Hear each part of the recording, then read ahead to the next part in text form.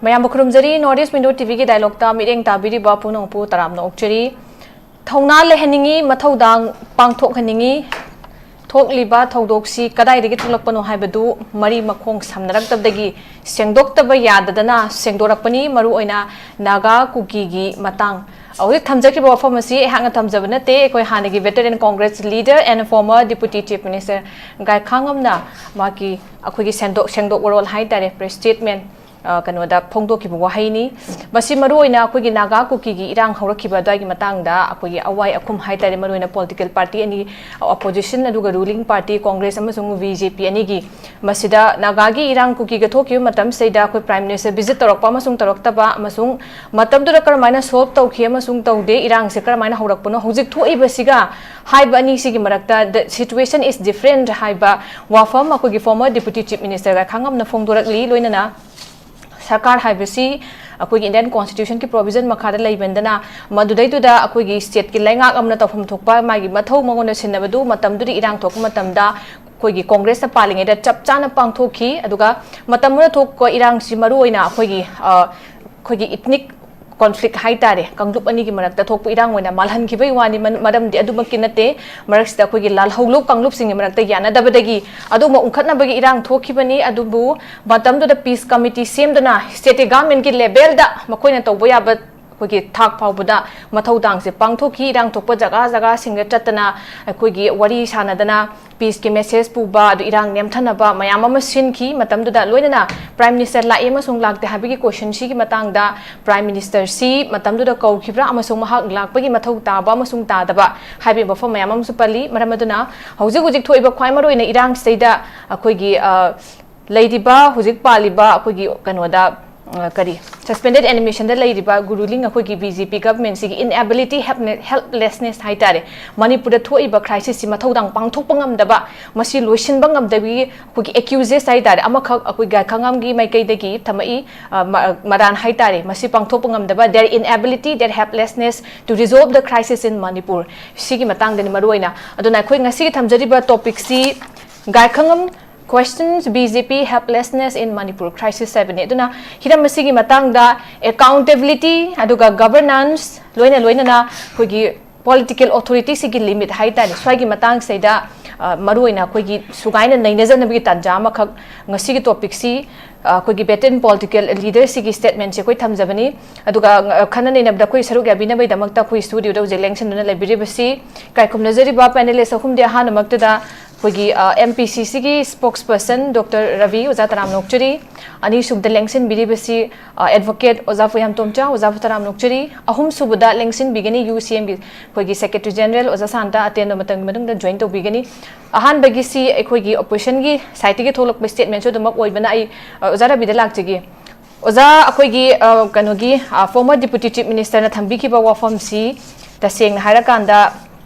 Hanagilem Riba. Congress matanda palinga ki lengak adu huzik BJP na paliba lengak ani sigi chong na khena ba amasung huzik paliba lengak sigi helplessness mokhogi inability ngamjada ba mawong mayamam phongdoi aduga huzik haitare matam do thoki bi irang duga handa huzik thoi ba gasi situation is different mansu manade maramaduna huzik paliba state government sina resolve toba ngamdabadagi mayamna su prime minister da masida ngamdrabandana prime minister doina prime minister gi thak ta punna chaluraga koi ada takna rasi have form si baba lak pani have form si mathame adu matam du di prime minister chatna bagi mathau ta kide state ki lenga nga mathau dang chapchana pangtho kanda madu resolve tau ki du ethnic conflict nate have form su thame maramaduna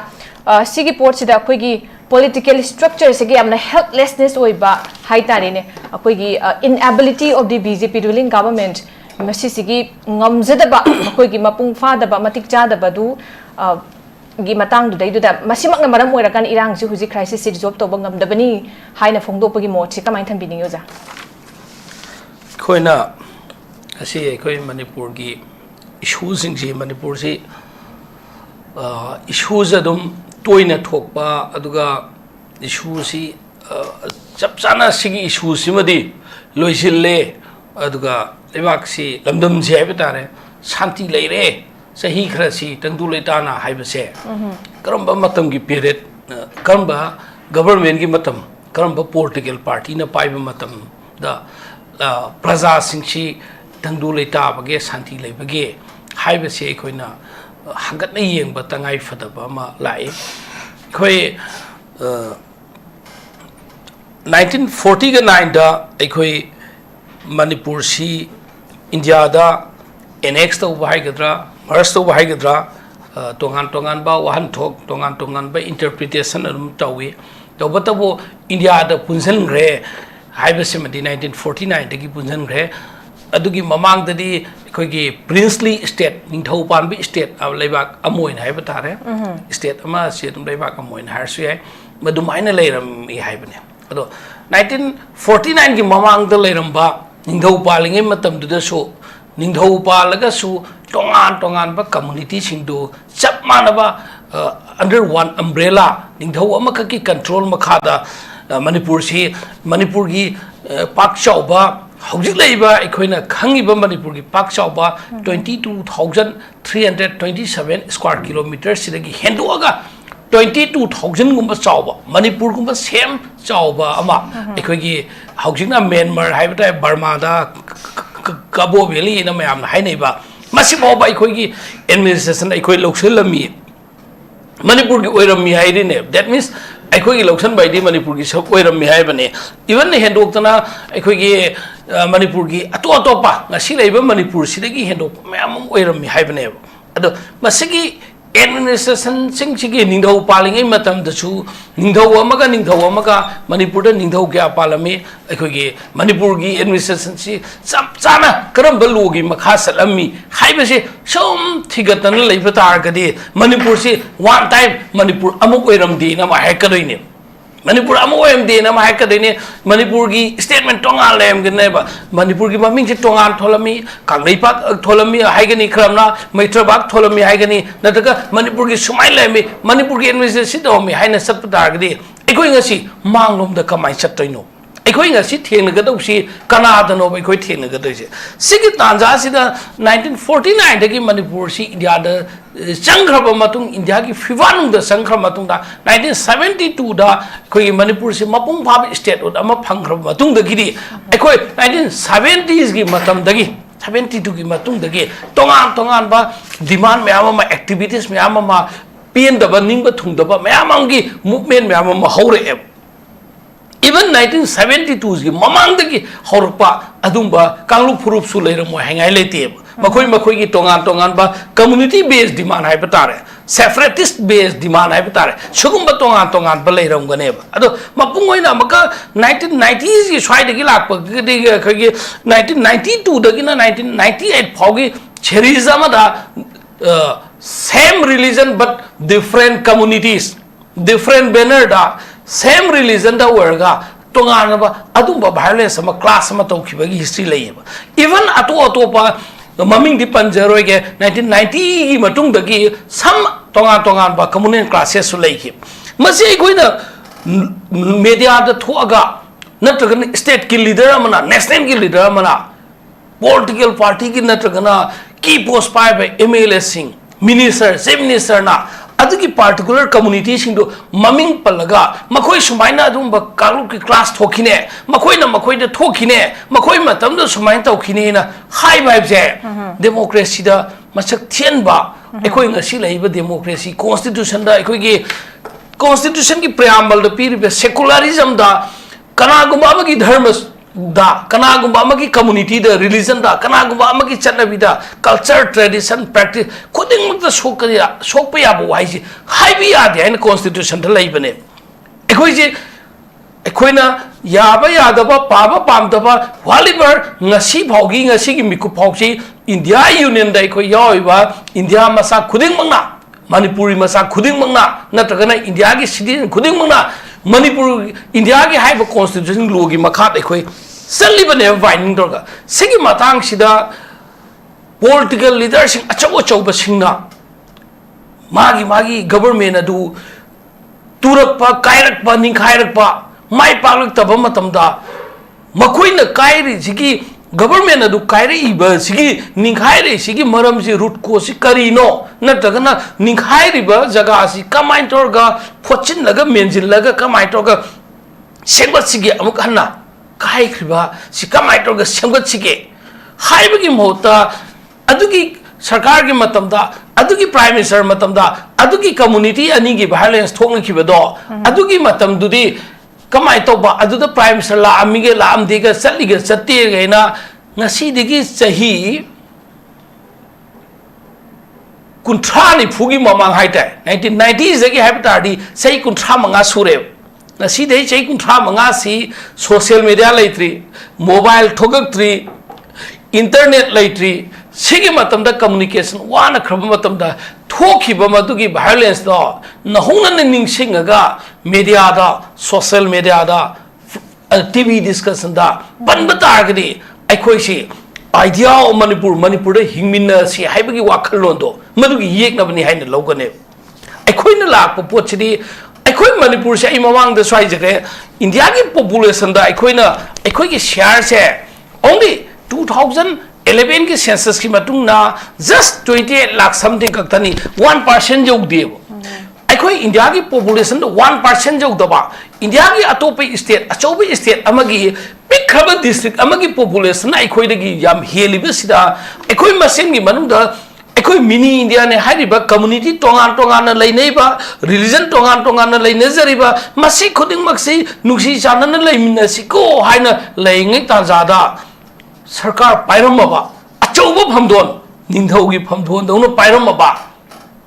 अदुमलबा की post फममबा चौकरी सिंग फममबा चौकरी दु कुमअगा हौजिकसु चौकरी मसाददि लैरिबा पुंतु दुबदि नत्रिबा हयेंग अंगसित PR सि लौथोखिकांदा चौकरी अमा खंगतकनिन आशा तौरिबा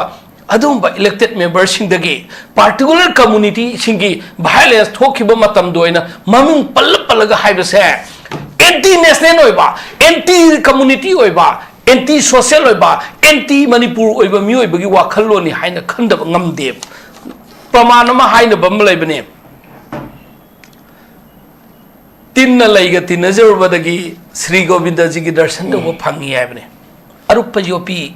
उग मरुप ओरगे इसिंग द तावब ngam हाइबने मणिपुर की प्रजा सिंगदी नेशनल की लेवल दा अदुम लबा कम्युनियन होइबा कम्युनिटी पार्टिकुलर रिलीजन अम द बेस तोबा पॉलिटिकल पार्टी अम सुम समन बतारगदे मदुगी चलिबा डॉक्ट्रिन दुदा मदुगी चलिबा प्रिंसिपल दुदा मदुगी वेब त चटारगदे मणिपुर सुमसोई सोइदना उ नते समनरी दु जोपीना जो चाबी ओइखिदना योट का जो चाबी का समनरगा समुद्र द लुखि बियाय अन अखोई मणिपुर कन बाइब द मांग थासी ngasi मणिपुर मचेत ताना लैरिबा फिबम से मसि कमाय तोरगा सेंगत छाइना आई पॉलिटिकल पार्टी सिंग दु सुममिंग पंजरोय ngasi कम्युनिटी सिंग पल्लगा वांगांगा मीडिया द थोगा अदुगी मतमदा अदुगी सरकार की मतमदा अदुगी जाति अनि की वायलेंस मतमदा जाति तोंगान तोंगान ब थोखि बलेबा मदुगी अकाउंटेबिलिटी हंगना सुम येंबा तागदी मदुदा चेनरी मी सिंग दुदी ngasi दंडी भंगरबा मदुदा सीख्रबी इमुंग सिंग दुगी जस्टिस फंगब्रा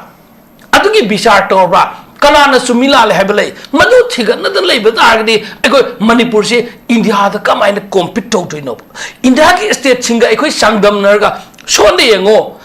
अखोय की नुक्सिरजरबा इसाइनो इसिनो मुरुक मपांग कयाना साना खोनबगी लमदा डाइट मरांग काइना साबा सु फंगतबा स्पोर्ट्स की मतिक चाबा फैसिलिटी सु फंगतबा अखोय की लमदम से की सानारो क्याना मालियमदा ngasi मणिपुर माइ ताइयब माइ मणिपुर ममिंग ताइयब इंडिया की स्पोर्ट्स की लमदा मणिपुर सी पावर हाउस नि हाइना हाइलिसे अखोय की सानारो क्यानाने अखोय की नुक्सिजर इसिनाव क्यागी कल्चरल एक्टिविस्ट क्याना मणिपुर की कल्चर से मालेमदा सकताइयब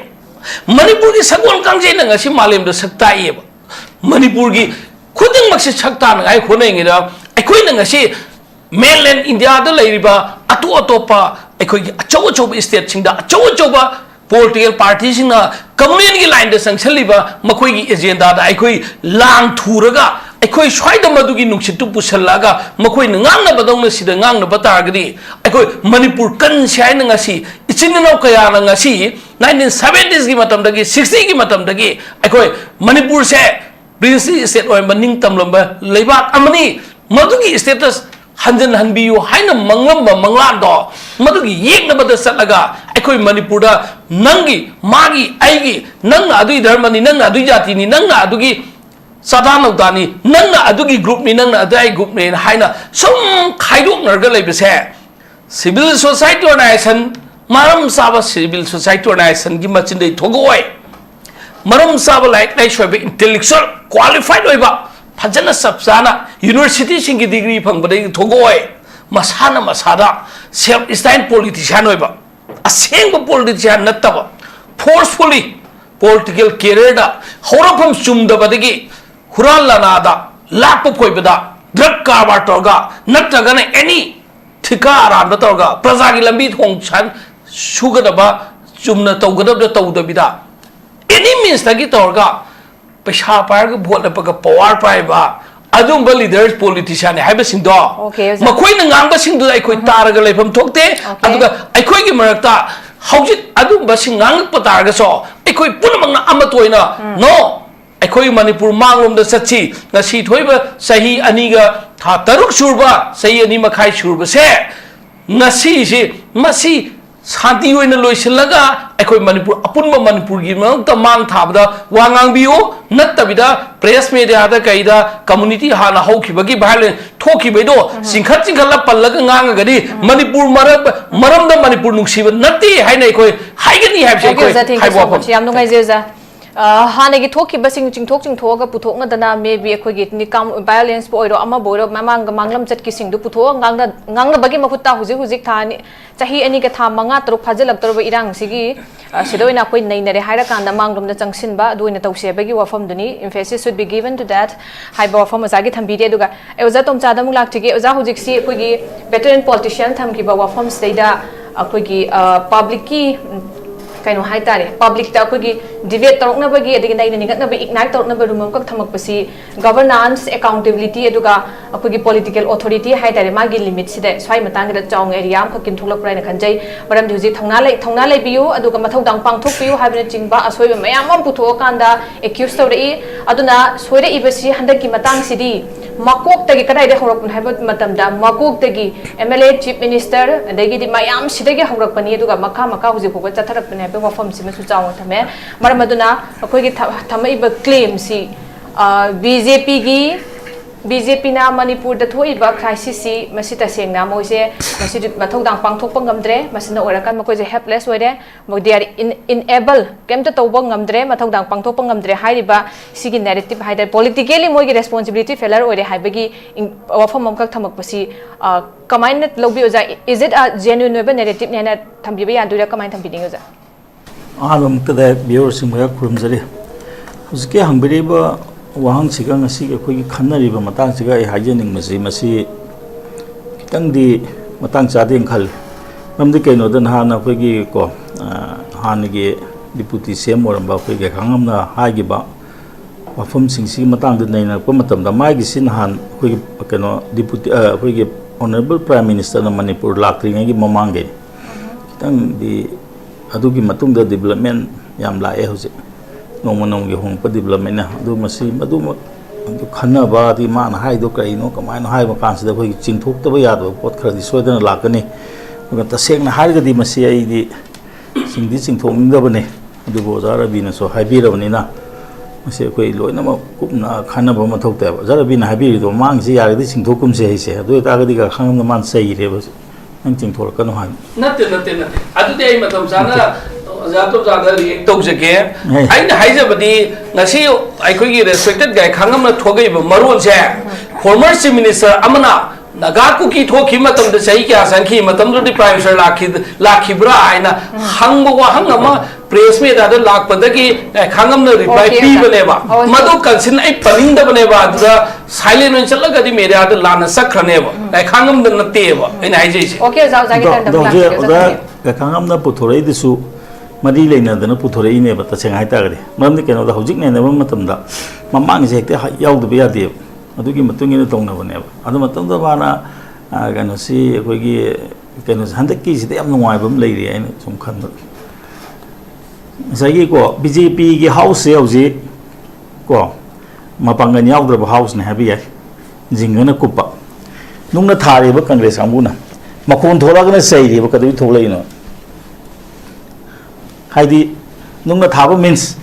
criticize tawduna kotana ngangi ba sidai da sumna ka he khumok pada but haidi nga sai do nungde dum thaba makon thoga na mo kadu langai no hai ba siu magi pot am lei bu ui ba masi ko sum khalu ga di nok su nok ngi tong nari ba po se kari no khoi praja ga ji kem ta khang da ba man bra sai gi 1992 gi matong gi ko khoi gi 90s gi ukinaga class to lotion gro adugi mongda lotion ta ga de ju lore khoi mori sang ba ya ro so sampur sang ba ya ro adum lei gi ni biso dum la ni peace means mong amada handaki hore bi irang se kari no haibam tam do ko khoi gi manipuri civilization kangli civilization se sigi mayang oriba akhoi di ko mitei community have mitei community no ubi no akhoi gi civilization gi mayang oriba mayang do ne mayang se mayang le ji thu de ko ne si khoi haido mitei siba matam da akhoi gi civilization loire manipur su hingoi ko loi no kai ne se mayang len se ne mo no je item to ris aduna hojing asa gi hari bo ko madam ju putok pangam de gai je madam su gi mati yang gre congress loi khangong ani mam di kenu moina moi di koina palak pani na ko si hoje hari sin adu yokta di bhabam jana gre ne ai adu no di hore loi khangong ne ba mam di kai no da matam du da kari de ho ki rang no adu gi matam du da quick notice thai ba maming di panjaro UNC gi moi amani na quick notice dai adu da sena bisingi macha ni kidnap to hat ki bu taman kum nei ne ba adu da chena ba mi sing do moi ngasi ba fair pan bra mitan di pige bra hande ta ai na ka di pir ko phadana khotana case ma na tawri matam du tawgi bra matam du resolution no matam da more hoji naga khunta ngam dro adigi somna kan da leiram ba sing changba ngam dro bani akhoi gi ko kobu leikha hai gadra kobu gi makhong de leba modbung se hoji kana gumba moi mayam am tasan gam ni kam kai mai dana asira ba singo makhal gi settlement pam bra adu di yaroi ban dikti hoji moi kano da tan thokre moi di hana to di lam taksan na bi adi e si na yaroi ne mafam da halo ha bi leiti loksan nagar di ko adu da dum adu da hoji akhoi moi hana gi formula du pan da di moi hanjin ba akhoi hanjin da ta ba IDP singji tongan no phom pi da akhoi na ada haji mayang lin thu de pan haji lore mayang lin thu de pani wayam kana de ngangning de ado matam do khangam hai de am phasbam le prime minister lau hai de wam ta de hai bi hai gre pe de tongan bam ne ko aduna ne ba ina sa kitang matam si kitang di ko chadre khana nei na bse maram de keno da mat to khodak de ne na mo di aba hojik di adu tawi matung di di mai ama ma thole ko hojik di tamna chathar ko matam si da han se gi matang se mating tha je ga tham je ki bedu ga hojik maruina ma sumla haning mo do wa du khap tham na ta ba maruina ko gi veteran politician emphasis to busi rang si lotion na ba gi matang da even if he mana visit to ka taraga so ada prime minister gi table lo itaraga su adu ma kemta ko gi inaction oi ki bedo adu du gi pen da bedo gi oina inaction sidi ta same ha ta ga di ko hoi akhoi na visible se asi hai ga kari kana gi sipai lokthok khrobani phatta ba sipai akhoi na ya do ma thang dok khrobani akhoi gi manipur na ning tam jing di gi la ba ko hek matam du di gi la ba ko moi se the flag march li bani matam du da kano da New York time da yaw ni Shillong time da yaw ni India annex Manipur hai na ko aduna kano se Assam Rifle has conducted flag march hari ni adu ki group ta ja ada halang gam ni group moi ga yam kana tine ha ba handa ki du da sipai na moi matak ta moi si palar kai kana gi si palar ga mi nuai ta ba sum helak na bane ba ko aduna si gi tanja si da visible oi da ba manu de aina ai de hanjan ma hajin na hoji ti moi gi demand loi gre moi khu thang gre moi na hairam je koi di su gi leader gi matung in ne hamni hoji tonga na yam ka na lang ri sing si de koi na ko tap taw ga ne ma si action yam thun lo bi ha da na koi PR government da koi habam thok pare na tra maram di ka moi hairam je koi su gi leader na ha ba ya ne su gi leader surrender taw gre moi loi na ma sign taw gre du koi moi na taw je khang de yaw de ka di machin thi bu wa ne ba नाम जो अगर हाइजेदनो अतुब forum हाइबनी इसे कनोना अखोगी sister Sujata होय तौरगा हजि PIL थाग्रे नमेन हांगतोबगी पोदम my लाक्चरनी से हजि को अदिगे हजि अखोई कनो से मोरे दा हंजन बताय अखोई कनो दा हंजन बताय चोजामपुर हंजन बताय सिगी सिगी याम थुना थबो लहुतपी दौनी हंजन दिगेदा मखोगी मय मकै छानना मदो जो बाके कदबनी मतिक साबा सिक्युरिटी फोर्स लेनी अदुना हजि मसे मसिगु मजे तौबो चंगे है सुम पंगजे सुम चाइनर कदबना अदु अतोबने याम नवाइतबमना को अखोई सी सेम पॉपुलेशन नत्रो अखोई स्टेट से अनि अहुम थोबो कांग्रेस स्टेट नत्रगा BJP स्टेट नत्रगा कनोगी को अतोब पॉलिटिकल पार्टी सिंग की तोन तोन स्टेट हम लेना बा लेबा के थबक तो को मतम ददी कमन नोइबो मदि लेबम तो सी लेबम थोई खंगन लेरे हेक इरांग तोप नुंगांग दगी 350 बा चनगरे मद के सिक्युरिटी एडवाइजर थाजल लखरबनी सिक्युरिटी एडवाइजर जो चीफ मिनिस्टर होम थोखरबने मसीदेसदा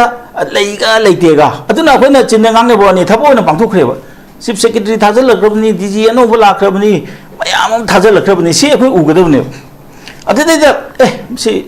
तसे होय याय मोय पॉलिटिक्स तंगनो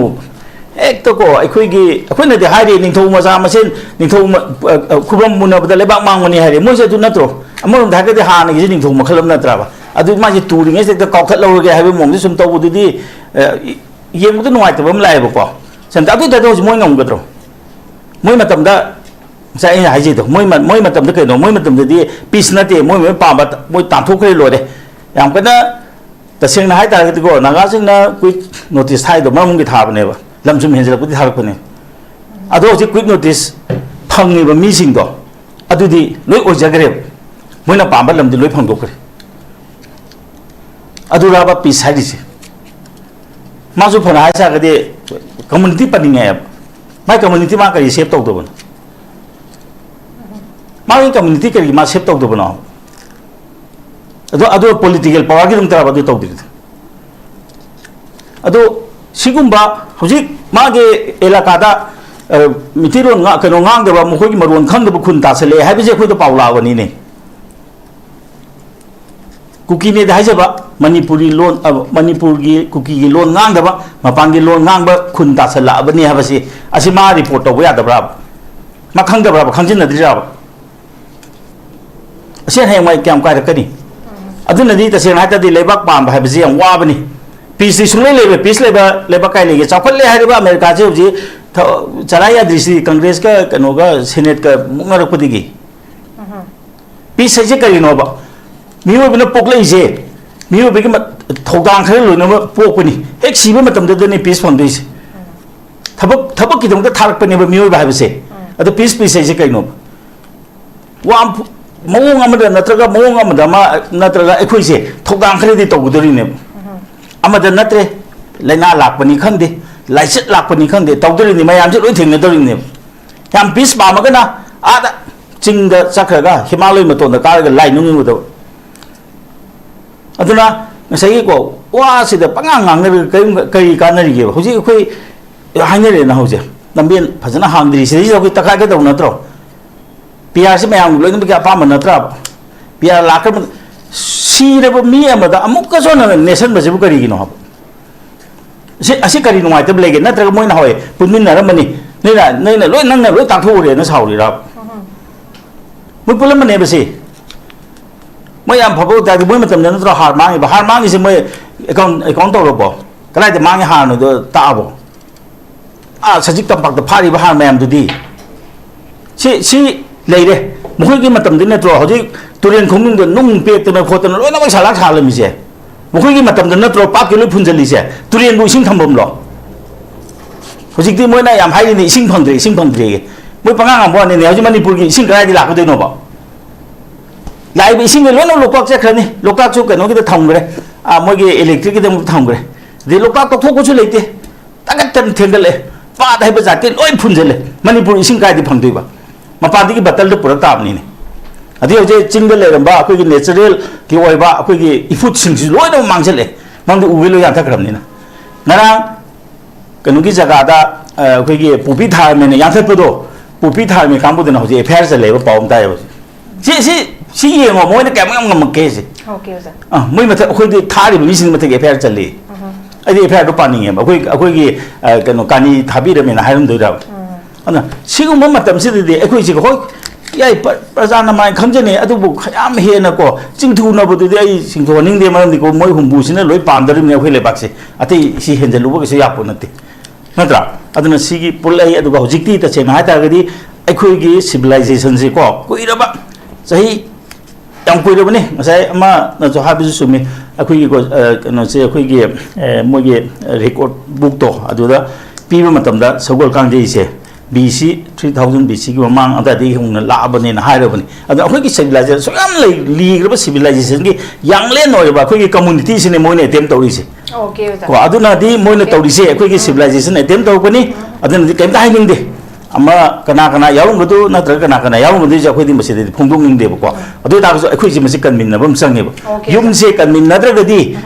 ꯌꯨꯝꯁꯤꯗ ꯄꯥꯟꯗꯧꯔꯤꯅꯦꯕ ꯇꯣꯉꯥꯟꯕ ꯌꯨꯝ ꯑꯃꯗꯤ ꯅꯠꯅꯗꯦꯗꯅ ꯅꯠꯇ꯭ꯔꯥ ꯃꯥꯅ ꯑꯃꯨꯛ ꯄꯥꯟꯕ ꯑꯩꯅ ꯑꯃꯨꯛ ꯄꯥꯟꯕ ꯇꯧꯔꯤꯁꯦ ꯌꯨꯝꯁꯦ ꯃꯩ ꯊꯥꯗꯣꯛꯄꯤꯅꯒꯨꯝꯁꯤ ꯎꯆꯤ ꯀꯜꯂꯛꯇꯅ ꯌꯨꯝ ꯃꯩ ꯊꯥꯕ ꯍꯥꯏꯕꯗꯨ ꯇꯥꯗꯅ ꯇꯣꯛꯀꯅꯤ ꯑꯗꯨꯅꯗꯤ ꯌꯥꯔꯒꯗꯤ ꯄꯣꯂꯤꯇꯤꯀꯦꯜ ꯂꯤꯗꯔꯁꯤꯡꯁꯦ ꯀꯣꯛ ꯆꯨꯡꯁꯤꯟꯅꯕꯤꯌꯨ ꯅꯈꯣꯏꯒꯤ ꯐꯠꯇꯕ ꯍꯧꯗꯣꯏ ꯃꯌꯥꯝꯗꯣ ꯑꯩꯈꯣꯏ ꯃꯌꯥꯝ ꯃꯃꯥꯡꯗ ꯆꯤꯡꯊꯣꯛꯅꯕꯤꯔꯛꯀꯅꯨ ꯑꯗꯨꯗꯤ ꯅꯨꯡꯉꯥꯏꯇꯦ Okay, thank you so much. Political parties in the cooking sinabi yo patauti singdo singthok pirakano nakala nimiki haiba tare aduna unavoidable oiba adum mamang thokiba mayam ama dum nakana animaki oita dum singnaningai oi chingthokna nambagi maram je laigani haiba pot to sojana thambire loidana ozana hojik thambi ki bodo ko opposition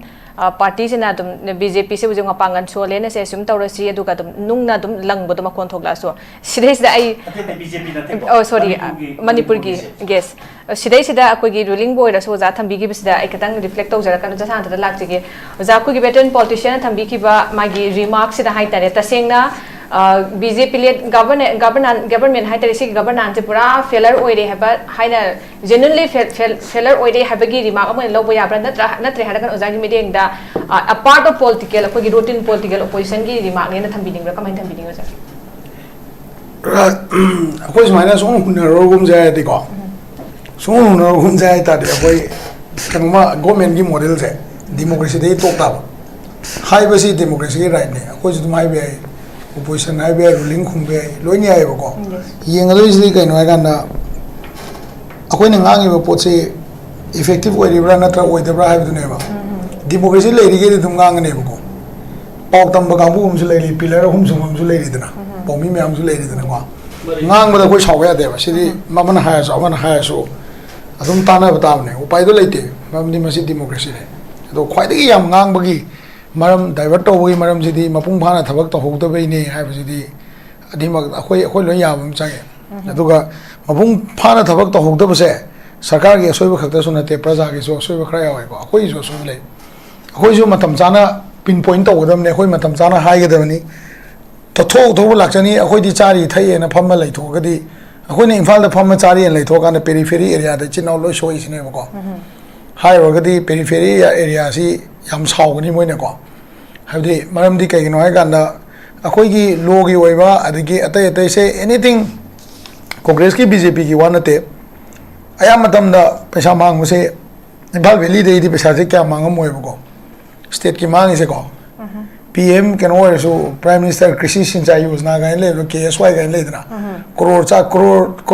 50-60 hena akoi sida lau singo bagi ising gi tawra le grabani mamang da mi ma si le re thobal da no mai kapam dana ko madu gi RTI tawna gambu jail yo gi le re wari bo ko adu gi mamang da ayamadi khunglang na loi sok pa da ne ba khunglang rom da ayama soe Imphal Valley manung da thamai banda naga pan da swai da ka su thudona ka hena sokpa leite ba only jal jeevan mission du ka som be ko sing baham jana ta ba le dina ado ai khitang som be du ga economy level da di ani mak se pura flop ne ai tare ko government ani mak se infrastructure development da congress ma tam da khara dum tawram de habdi aroi BJP na hoji phangi ba mai se congress na hauto mai ne ai ba su ke su haiman bu su thokte adu continue tawra kan da kyamuk chauna tawngam ge ha ba su question na mani ko ha samna da NBN sing paling ada ukul da 100 crore Tamilong 100 crore yam lau thom ba ko adugi 100 crore sing do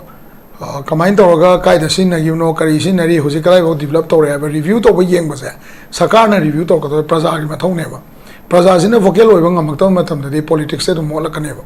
praja se vocal oi ga dom ne praja na club vocal oi ga dam ni club ka rajniti to me ang loi mana sa laga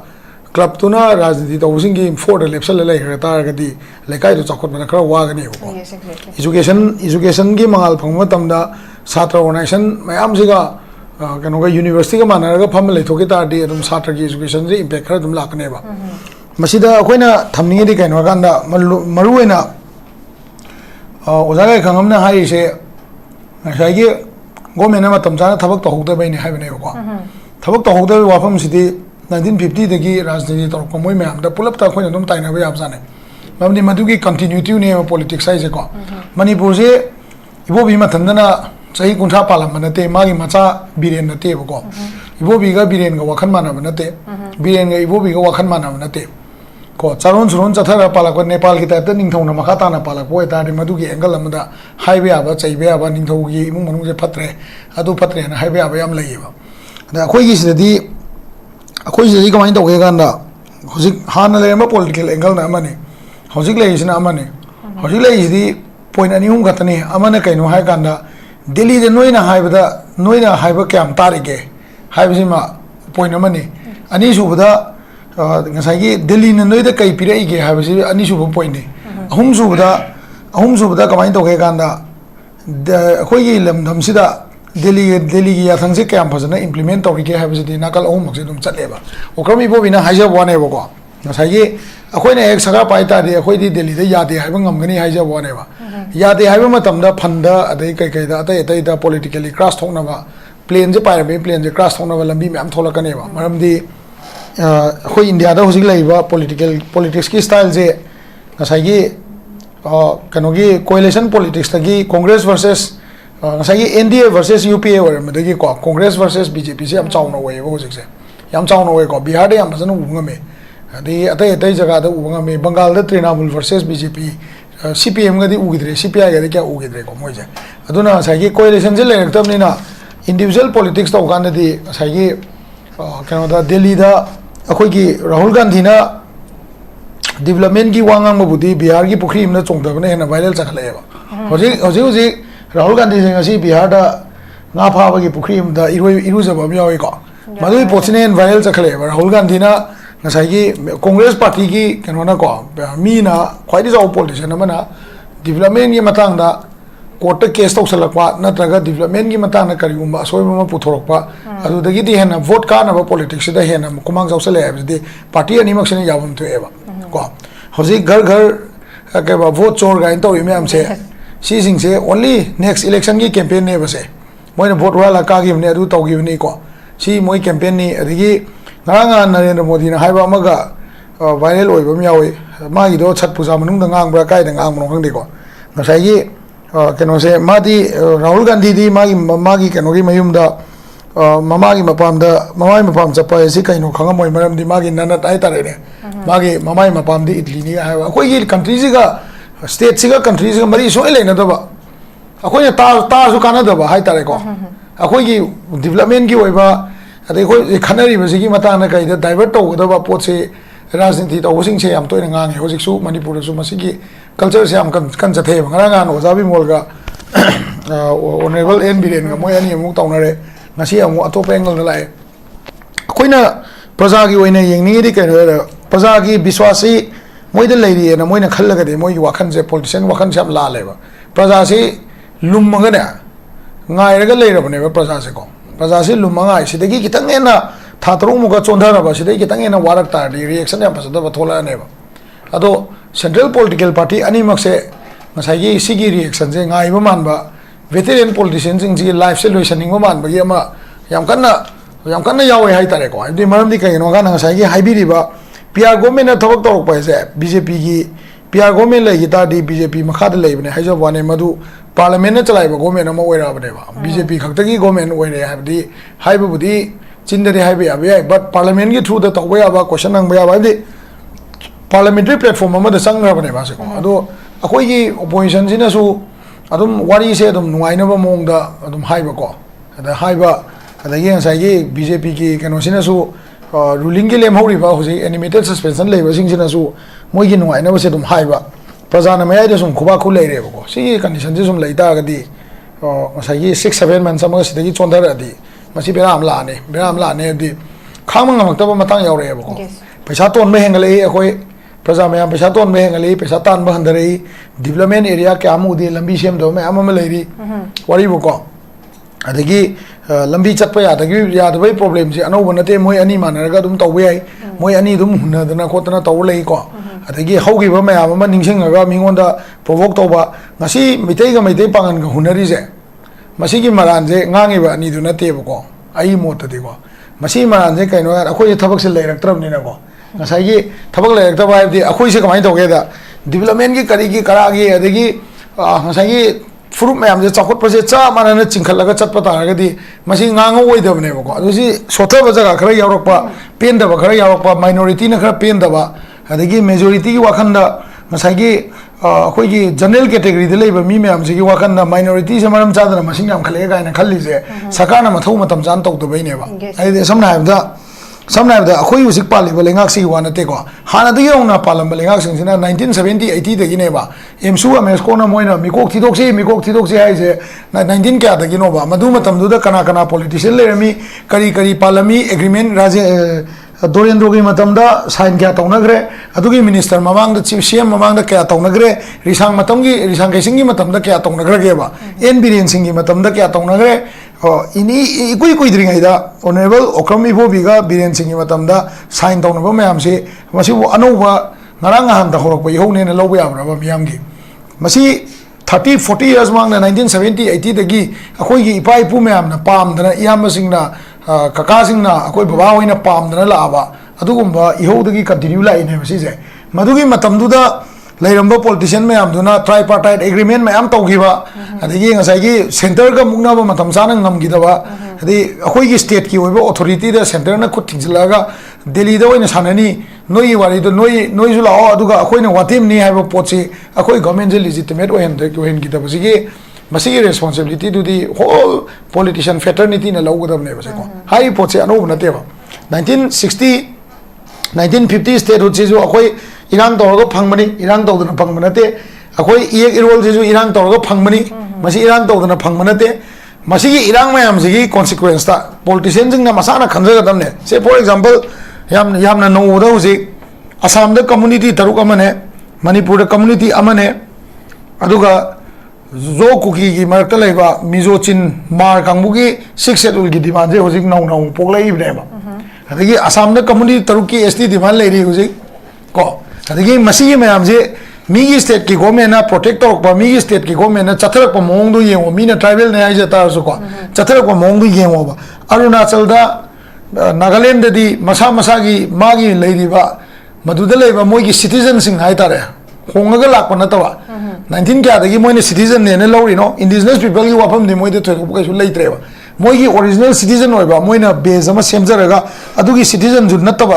atopa sing du di mai magi state ta kana ba phang ba kana ba lori ba citizen Nagaland la ga muka aadhar card se muka kana ba lobi yaro ya je Nagaland government gi phirep ne ba ano ba na te ba se pijo matam na moi demand tor maduga india ga moi na pula kana la iba ka political change yeng se ba koi india ga pulam ni na koi gi sovereignty demand jina sovereignty demand gi leisera jeno but india gi politics manung da yauri ba koi budget sema ga delhi da thari ba delhi da gi tax law ga budget lauri ba khomi ba koi se akoi gi state ki mi sing sigi oi ba hak se kan da ya je moi gi politician gi moi gi achet pa phirep ne ba se moi gi da Nagaland da koi ne example lo ba ya ba bu npf ka atopa politician party ma ga moi gi state ki kana ni di heta ya sanai heta punjali ko moi jo akoi da ne economically backward oi state ne ba ka ko adum economically backward oi state ne masa gi economical income yam lai ke ba only kena ba bu moi self te kano tax theorem da ba ko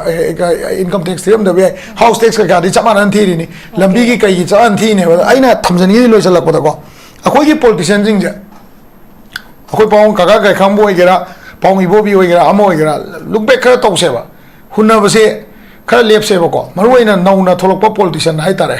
pa ozabi mo loi de khara le man ni hai tare ko khara ena le man ni khara yam ne intellectual oi bane magi manifesto do khoi phone da yauri ba mai manifesto do je phakho ma kam taw rege ma ngangi do kyamu implement taw ngam rege hai di 0.01% bo yog drim ne ba na sai da mai manifesto ji yengi mene ada ai gi taw gine na manifesto do bjp gi sune election khar naksal la ke jeno manifesto pa nai na se ba ko manifesto pa nai na se ba moi election manifesto je ani mak pa nai na se ba last tam ahumgi manifesto phakalaga naina seba tam ahumgi manifesto ja si manung dane ko sigi manung dane moina tawba songa moidaba potsu manifesto manung da hapsalaga vote kom da dum yawe ba politician je ko adagi ngasai tam ahumgi manifesto je ngasi 2000 keno ibo bina chai ahan bagi parak padu gi loirak pado adu dagi orosum naina je to 15 years kum naina je ba manifesto paega ko adai da thola ga moiga khoiga public ka moiga mari thona ta di moi yam thina chop kani ai hajani nge ko aduna public ki issue se divert tawna ba hona bi ganu public ki issue se sum divert tawna ba hona bi rak ta ga di adom adom gi kendra da di vote karak pe ai adu yam limited number da ka ni handang ti moi vote ka so ko am limited number ka ni aduga adugi poto tobida bida miyam da khoi gi hindi da ga gumra to bai na khoi lamjing bada lana lamjing aga miyam je confuse na na tabak sa masi kana de na main thamse Okay, thank you so much. Apagi political leaders singi lisang sit na mamangai de hai tare ko ni yeng ta raga de dum aho ba asoi ba mayam ma puthuk na ning puthuk matam government ge hai tare continuous process ga dumak lai ge ne dubu apagi criticism ama sung blame game se masi tong da bne hena phagani loina na leaders singi hena accountable oi bagi miteng lom da khongthang gum da changsin madune hena apagi phaba atum khongthang oi gani hai ba form sisu dumak lai dai oja rabi dam lang chi ge oja sigi matang ge de ja ngasai ge khoi gi maru oina naga kuki gi matang sidaida khoi gi veteran politician na thambi ki basi matam du da di prime minister kau khibra ha ba hangam su hange du ga kau khibagi kau ngada magi dakar su dumak lai khidaba maram di kainu hai kana khoi gi state na dum kano tau ki bhai tare madu gi potu state government na mathaudang pangtho kanda solve tong ngada ba hona khiba kudam moina pallabada mafam du chatlaga peace committee sem dana khoi gi namthana na ba khoi gi bahap tahan ba miyam bu irang gi solve tong ngada ba hona khiba adugi totally contrast to that aduga khena na hujingna peace committee sem matamda ineffective oidaba peace committee mathau pangthok pangam daba kayam yamna khongjang chang khumang chawchina hona khrege bo hangju chaung hange duna swai ki matang ki da maru oina hujik laidiba ruling BJP led government gi mathau somna kromna walak pagi type ta helplessness hai base sigi la kan oja front line responsibility hai tai Manipur crisis sigi conflict resolution ji purak na bagi front line responsibility se masi state se totally bra natraga akogi center hai tare som da yeng ba yadren who should be held accountable like ni kamai tham bining oja ge aikoi siri Gaikhangam na honorable CWC member na pira iba paukhum je magna paukhum je pidringai mamang da BJP gi honorable leader amana haibitare aduga ayamna BJP gi minister chief minister Wairamba Singna, Warambana, Kogi 1992 gi matamdu da thokiba adumba phurup ani dugi matamdu da di prime minister lakpi khibra natraga prime minister laktab da kyam kuina sathaki matam kyam sangkhi haina hangakpado adai matang du da aikoi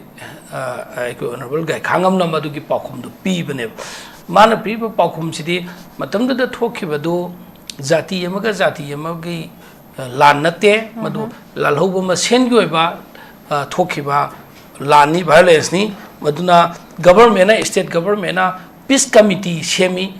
community animak ta gi haitare khanai ba community animak ki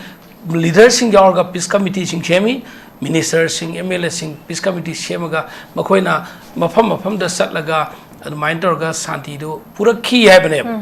hawjik thoiba अखोगी 2023 की मे की टांग हम दे थोई बसिगा मधुगी हम खेने है example तो P बने अना मधि हानगी ऐना सममांग द सम हाई जखरे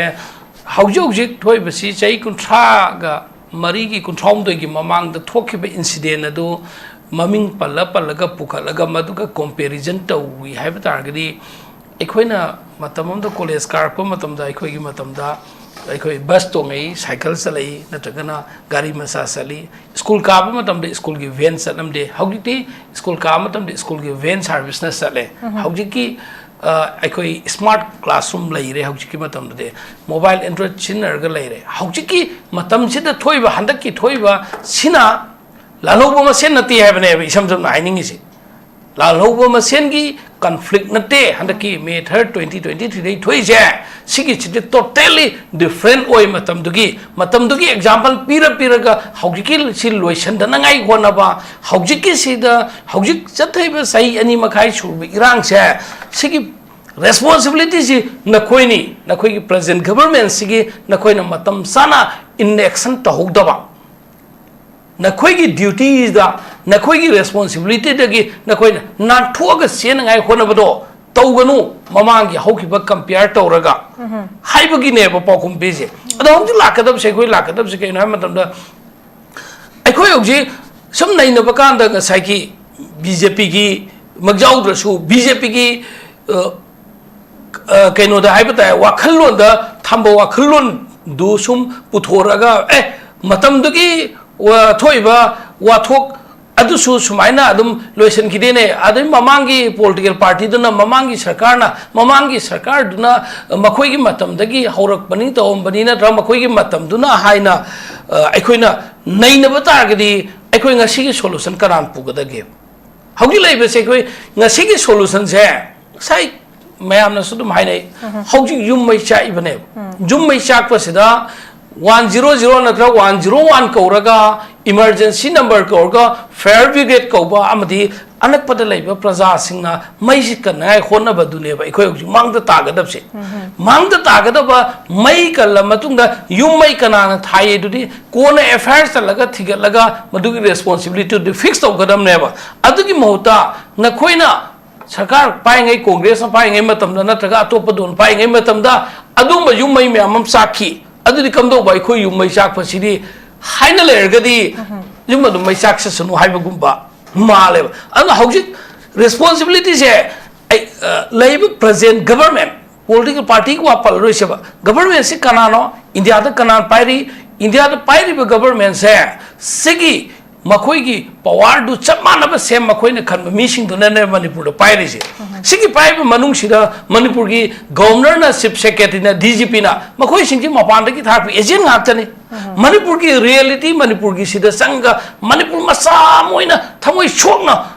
मणिपुर की मैसी चाय कुइरे को मसी हाइना थमोइ सोकदब मी अमा फावबा अखोइगी हौजिकी की पोस्टिंग सिदा याउद्रे गवर्नर दा चीफ सेक्रेटरी दा डीजीपी दा मखोइ अहुम सिने इवन जुडिशियरी की लमदारसु हाई कोर्ट की चीफ जस्टिस हाइरसे मणिपुर मसा नते मपा सुमाइना लोइना लैबनिना अखोइ की रेस्पॉन्सिबिलिटी अखोइ की एमएलए सिंग हौजि लैबा एमएलए सिंग से मखोइ की रेस्पॉन्सिबिलिटी अमा लैते बि यारोय ममदि still there remain as an elected member of the particular constituency मखोइ they are responsible मखोइना नाथोकनाय होनबदा मखोइना हौजि तुमिना लैसनबसे अखोइना हाइजरिसि अखोइ कांग्रेस के एमएलए मंगा सिना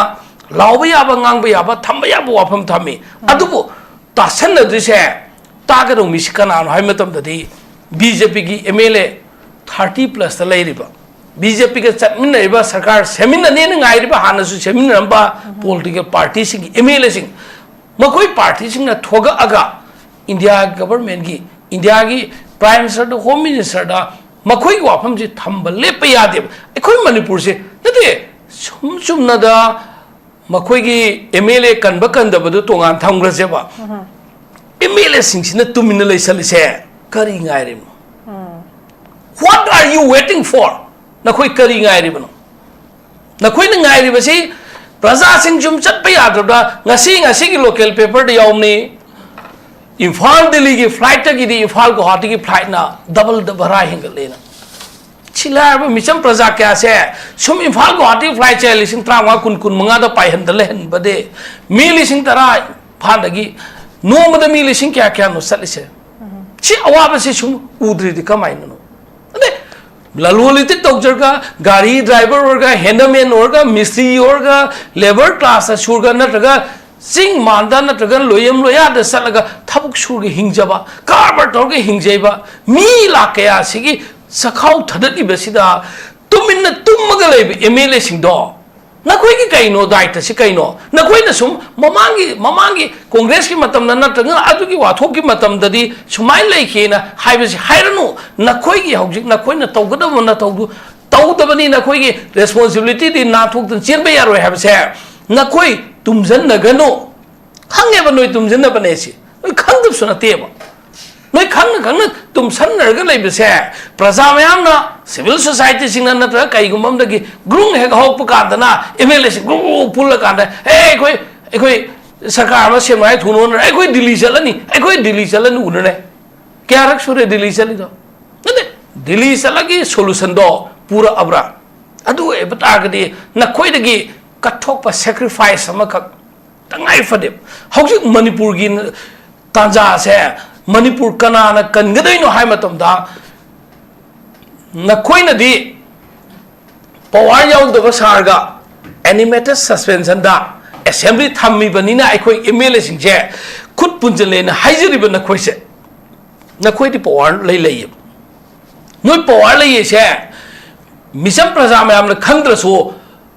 मिसम लाक्याना इंटेलेक्चुअल लाक्याना सोमक खंगी मरमदी नखोइगी वॉइस अमना इंडिया निखनगे ngame एमएलए न सरकार सेमगदमनिको अखोइगी टीवी दा ngangiba अखोइना नत्रगना अखोइ तोंगान प्लेटफॉर्म दा चलिबा सिविल सोसाइटी न सरकार सेमगदम नते सिविल सोसाइटी ऑर्गेनाइजेशन सिंग इंटेलेक्चुअल सिंग स्कॉलर सिंग दी नखोइदा लंबी दु सतनगाई लंबी दु सजेशन तौजबनी नखोइगी मतुंग इन बनेबा नखोइ लेबाक से शांति पुरो वाय बनेबा हबु नखोइना तुमिन लैसलगा तुमिन लैसले नारवाय ममांग था दिल्ली दा हो चलुरे मयांग भर लांग दिल्ली एकदम चतवा मयांग भर लांग दिल्ली चतवा दिल्ली दगी हौजे नरांग अमु हायरे एमएलए ना अथु मतम दा अखोइ मयाम न पांबा पॉपुलर गवर्नमेंट अमा सेमलानी अथुब मतम दा अथुब से चही क्या सुरे अथुब इन हायरे से था क्या सुरे अथुब आइबो मतम लैब्रो ए तरानी मनुंग दा था मै मनुंग दा सेमगने हैप्सन न तब अदुसु मेयर एमएलए अमा खंगना कनाना नोबा अखोइ प्रजा सिंग दा सुम प्रजा के वेब से हौरक तंगाय मनमदे प्रजा ने इरांग हौपदे एमएलए सिंग मणिपुर दा तुंबा फंगदे सिदी खंगे मनमदे अखोइ मणिपुर प्रजा सिंग जे कईगुम एजिटेशन हौरगदी सिनी नानी की दा बंकोइ अहिंग नोंग जाइदा निंगमदा की इंग्रब मफम दुदा वाटर कैनन काप्सन मतमदा नाचुंगदना आई इंग साब खांगमगनी मणिपुर प्रजादी कंदब जादी है चोंथोप मणिपुर की मी लाख्या लेरेब सी हेक होप मतमददी मखोइना नसागी दिल्ली दा अखोइ दिल्ली चल ngangrone अदवाइदने अखोइगी रेस्पेक्टेबल अखोइ यूसेम की सेक्रेटरी नाइदो इन सेक्रेटरी मणिपुर प्रजा ने क्राइब होपगी टेम्पर सिंग ngairiबनो सोद के होकने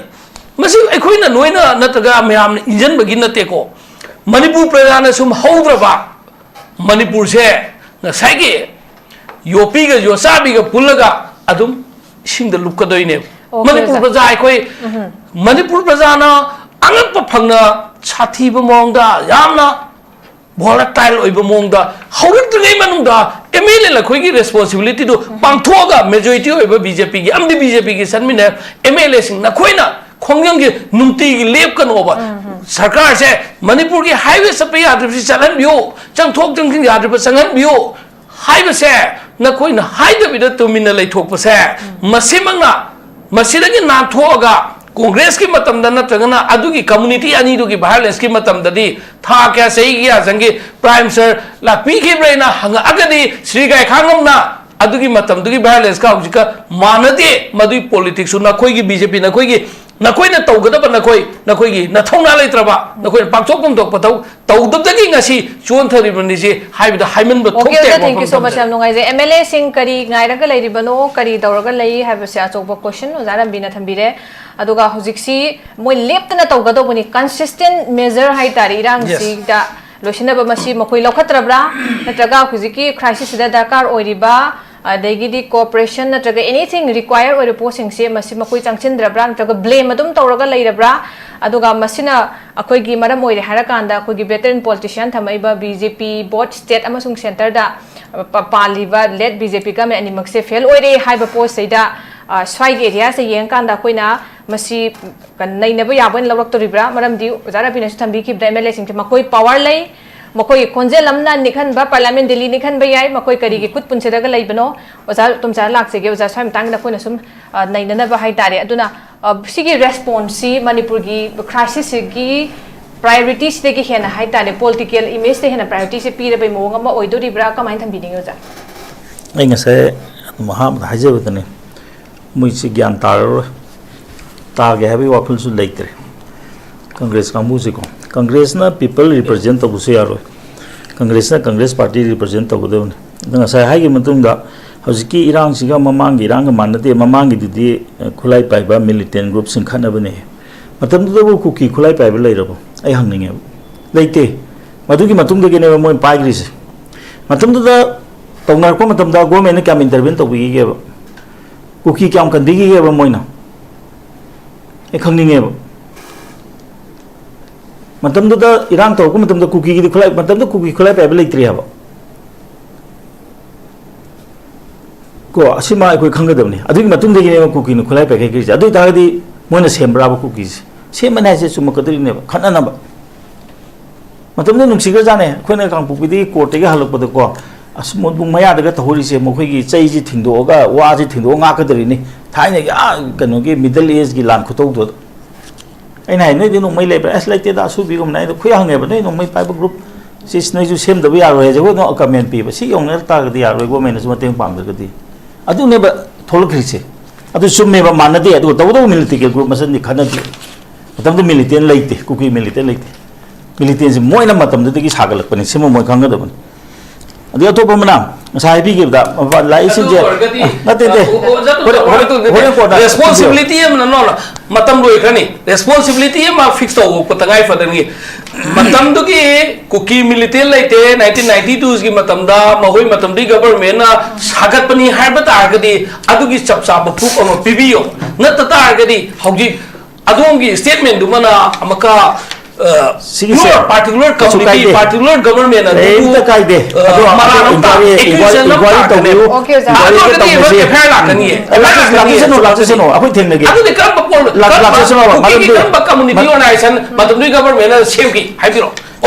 black and white. Sige tapna sagalapune ko sima leire cookie ke organization matam government कोना हाइसन हाइबियो को मतम दु दा लेते मतम दु दा लेते अदुगी मतुंग दगिने बा अदु सेम हाइड्रोलाइजेशन ममिंग दु हाइबियो सिम लेरे को अदुगा सिम लेरे आई मखा जेगी गेबा गवर्नर संगे दे थंगे रोडमक से सेंट्रल के कुकी गिला लोग सेंट्रल हाइबो तारगदी अखोई मणिपुर की तंपाकी गवर्नमेंट सी मतम दु दा अदुमाइना बदनाम तौरगदी अदुम सु योर बिन बदनाम नते फेक ने अदुम सु मणिपुर की दिस इज द फेक ने बा मसी असेंग मने बा असेंग दो आई हाइजे बने बा अदु मतम के लालोबस लेखरेना हौजिकी इरांग सि लोइसलोइसि हौजिकी जेदे खुद पुंजला तो मिलर सि सिरा नै नै बि इशू सि सही कुंथा मंगा की इशू दु नै नै साइब्रा ngasi ki to hauji lai ba sidi manipur ki crisis sida oja tom cha si bhar gi hendo ka movement to ngam ri se kana na responsibility lau ga dage oja tom cha di chaning da proba imphal da by road ki lambi da imphal ko ati chaning da proba se to min na sahi kya khana lai di lak chi jara on the page cha tham bi sigi ko simle bi ai chang ba de ma la sa to ro si ko ngadi sa de maram de ai chalu kan da tom cha de chaki bni ta ba har kani atu kya se na thi na sa di ba chalu har kani ba maram de ke no da thapi ne ba yam le ba Somla कंदा लंबिन चलने हाइबदे इरांग होबो ngamiमनिने केनिले लंबिन चतपा यादनबा से अदु यो अंगंगुम सेबको high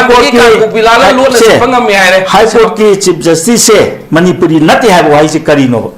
high court की chief justice बु local की मीनो बियाब्रा सिगुम्बा आराम से हाइबी गनोबा नो मणिपुर ने ते एफसी चुमद्रो लामद्रो सिबो हाई कोर्ट की सिस्टम ने no this is the system yes governor से मणिपुर ने ते एफसी सिस्टम ने नते गवर्नर तो मारे गवर्नर सिस्टम ऐसा हैप्पी के मतलब दा नो से आई कोड माइजे के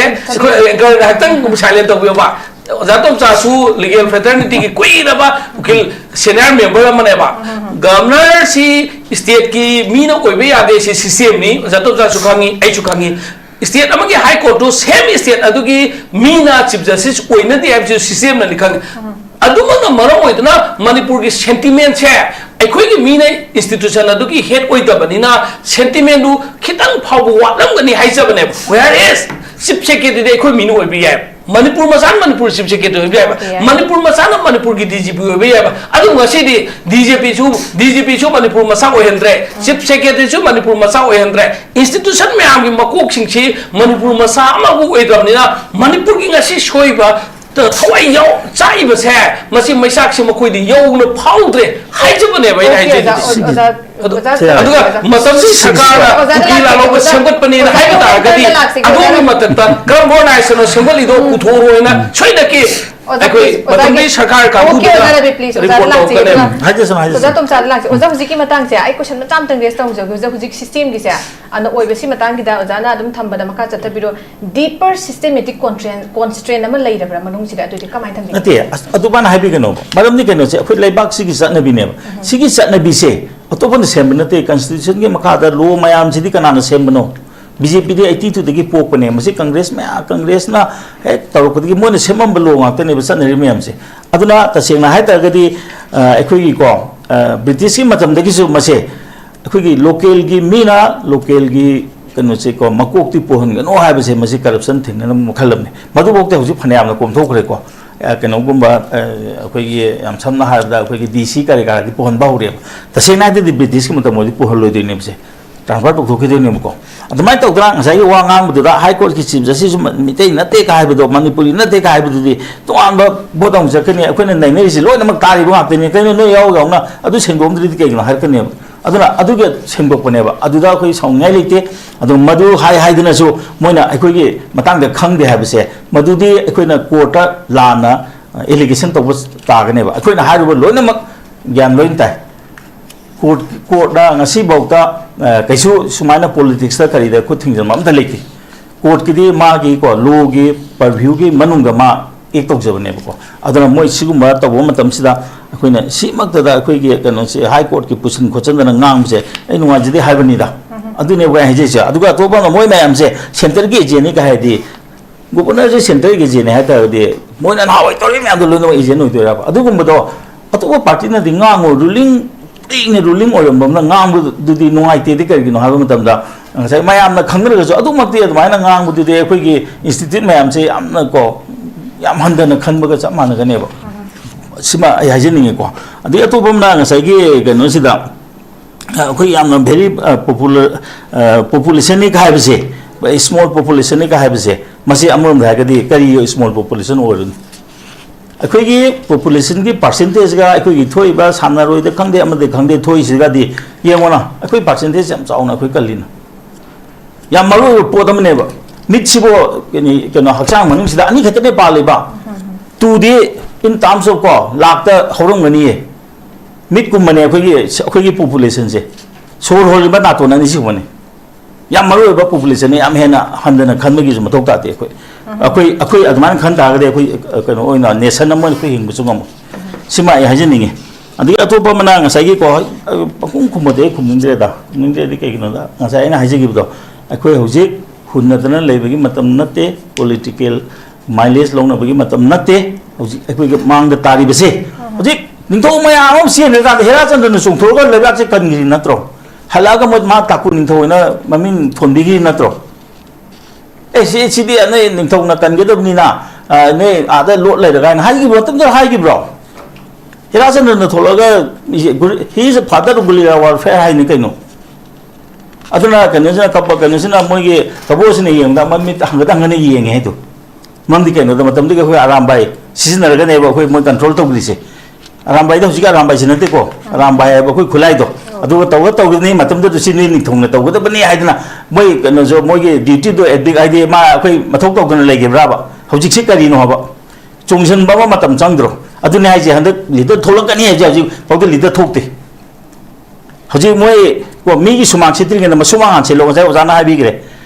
जसांतन को मागी कनो तो माजे अंगांग दे खोते पार्लियामेंट मय होन बे यादब्रो हजि करिगिनो सि हजि भोक तौरिसेना अहान दंतंग लाव बदुन लोरबो आइ गिदि लावकुम तो को लावग्रे यारबो मखा ताना लावबदी सि करिनो ने हजि पियार लाए पियार लागद पियार से हजि भोक हैदोरिगे ना सुमाइना Manipur ngakpu ngamda tagadi india se whole india की गवर्नमेंट से मसी कनो रिजाइन तो पीआर से कनो तो थमम थोक्तब्रो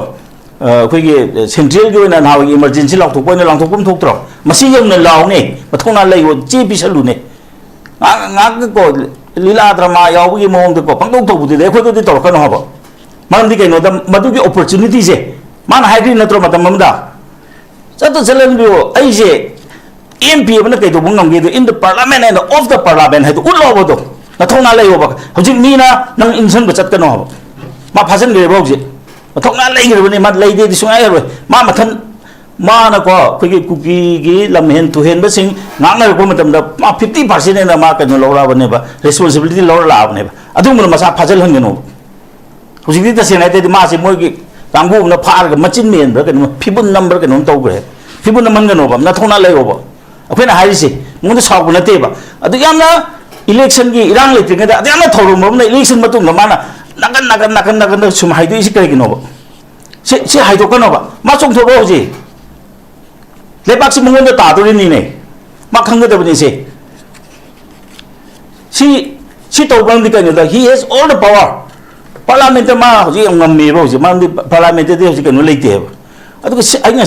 सीरब तूदना हजन नेसली कहीं अखोई लेबाक कनगद्रो नत्रा अखोई कई लेगे अखोई थोड़ा गांजरीसी दुगांगसी हेन कई तौगे अखोई फोरम चंगब यादे अदुने बाउसे हाइजेसे अदुना मिसागी को यामना मथौना लेबा को मिसागी थवा मिसा अमदि हजि खुमजलगा लेग्रेबा मसिदि तहनगनो अदुदगी नामथोरो नथौना लेयो दाउ खोंगना तौ अदु हजि पीआर गवर्नमेंटना याम थुना को अखोगी कनो से चतुक चजिन तहनबा अदु नत तागदि नगाकुगी गे तौगी मतम मान माना लौक्सन गी बिलम सिंगदो अदुदा मो स्टेटस को होइदे अदुदा थमगी तागदि अखोई कइनो तौदुइसे अखोगी साइना हाजेबदो अखोई मणिपुर गी को सिविलाइजेशन की यांगलेन ने मोइना अखोइदे अटैक तौदेसे मितै अटैक तौबैसे यांगलेन सरुसे सिदा लेरे है मोइ तमकपने मितै हाबसि लौथोखरगदि सिदि अतैदि लोइ तोइग्रने हाबसि मोइ खंगेबसे बसि खंगदबने युम ममगी युम यांगलेन तेखरकांद कदुदुइन आई सिदा ओसनले okay sir thank you so much ओजा शांता लाक्सिगे ओजा हुजिकी लेरिबा क्राइसिस सिकी मतंग सुम नैनबल मतमदा अयाम्बा अखोइगी फोरम सिमक्तगा डिस्कशन दा पास की प्रेजेंट की अदगी अदम चिंथोकना हाइतारे सिक्योरिटिसिजम से कंटिन्यूस अखोई प्रोसेस से हाइतारे नाकन अनीमकी पुलपना अखोई नैनबसे ताबीरोजा लाक्चनिंगबजे हुजिक थोइब क्राइसिस की तसेंग हारकांदा मसी करम साइन इन लौब या कोने एडमिनिस्ट्रेटिव ब्रेकडाउन इन लौब या नत्रगा पॉलिटिकल इनएक्शन दगी लापा साइन अदुगी साइन इन लौब या कमाइन थंबिनिंग ओजागी मोतदे आई ngasai haijare ko democracy leigedi problem khare di dum leini ne ko di akoina sumaina yamna concrete oiba measure da chachai ta democracy se koi tok ta ba masi je anchor na chief minister ori so akoina ori so tawba ya ba ya da ba adu matak su centralized decentralized form of government leini na masi da akoina lengba ya da ba state ki policy ga center ki policy ga thengai na matam da akoina back handa ya da matang su yam lakane adu matak da adugi amuka alternative adu dagi amoen sathi ba mana kaino ga na akoina usi akoina haide mari yeneri se कोई दमाई ये नहीं से दिल्ली की party office ते ठीक है value ले रहे मोए बसे को दिल्ली की पार्टी ऑफिस तो अदु ते कनाम ते वैल्यू ले रहे मोए अखोई होरे मिठाई फंगदब जो लेते अखोई प्रमोशन का गदब जो लेते वारी बो कोशिश दे को अखोई इच्छा इशू की सकथाक ते हेन हेंगल गदब जो लेते जे जनरल डिस्कशन ने बसे को अदा से देदा सही अखोइना अखोई लमदम से की चौखना का वखलोन दा चंगसल को मतम दा मफम को दिंग दा खर खर लोइ सोय है से अखोई एक्सेप्ट तो हम थुएबा एक्सेप्ट तो हम तो ममांगई अखोइना स्टेटहुड पंगबदा कॉन्स्टिट्यूशन जिदा चंगब मतमदा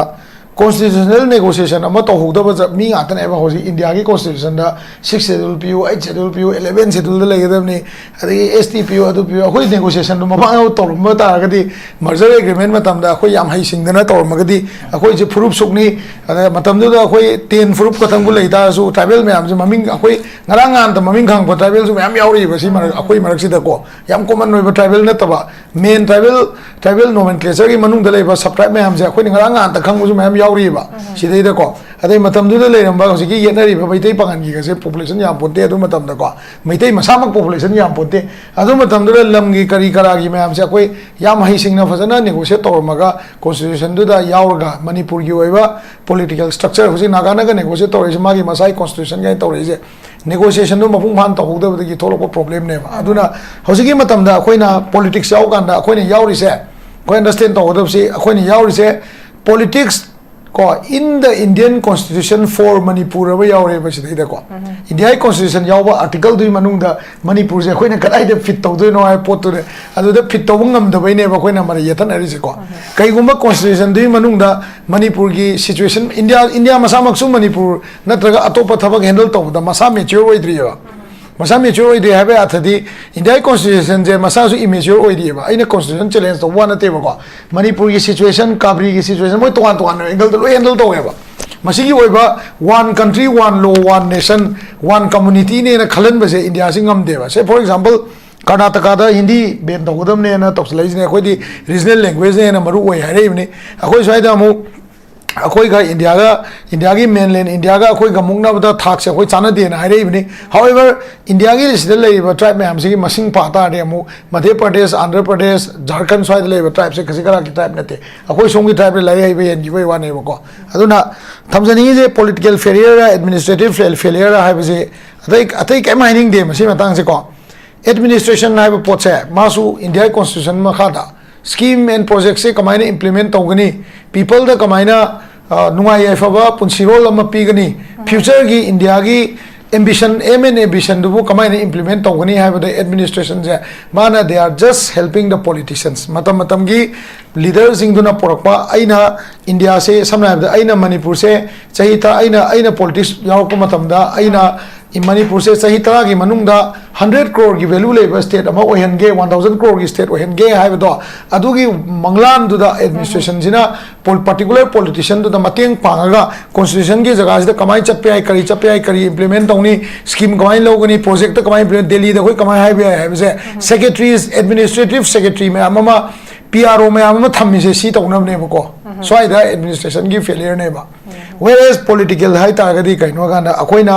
इंडिया दा मर्ज तौरो मतुंगदा अखोइ से इंडिया की कॉन्स्टिट्यूशन की मनुंगदा राजनीति तौबनिना मणिपुर की ओइबो वाखलोन से अखोइ गाना कॉन्फ्लिक्ट लाइसिने बोजिको मणिपुर की ओइबो वाखलोन से गाना मतमदा इरेबाग इरमदम सिगी लेरंबा ई मैम दुगी ओइना गांगागा इंडिया दा हाइबो मतमदा तारकते हाइबजे अखोइ पॉलिटिशियन मैम से याबम थोएबा मरमदी कहीं ना कॉन्स्टिट्यूशन दुदा मणिपुर की ई ओइबा कइमते याउदेबा मणिपुर की लमजिगी ओइबनेबा कॉन्स्टिट्यूशन याउजे लमजिंगाकनबा मी कमाइना मिखल तौगनी अदगी लमजिंगाकनबा रिसोर्स कमाइ मैनेज तौनी सु मंगातनेबा अखोइ हुजिक लाइजिदी ह्यूमैनिटेरियन कॉन्फ्लिक्ट नेबको ह्यूमैनिटेरियन कॉन्फ्लिक्ट अमा ओइबनिना अखोई की पॉलिटिक्स अमदी एडमिनिस्ट्रेशन से सी मनुंगदा मरैबाग मरमदम याम नुंसिबा खदांग खतम नोंग नतबा अखोई हुदी हुजी खदांग खतम नोमी को याम तौबंगमदे राजनीति याउगी बतारगदी मदुगी ओइबा पॉलिटिकल सैक्रिफाइस तो तौबंगमबा पॉलिटिशियन सिंग मथौ ताएबा सिदैदा पॉलिटिशियन सिंग ना मसागी ओइबा पॉलिटिकल सैक्रिफाइस तौबंगमदे आइना पॉलिटिकल सैक्रिफाइस आइजे फम थातो वाइम नते को Masai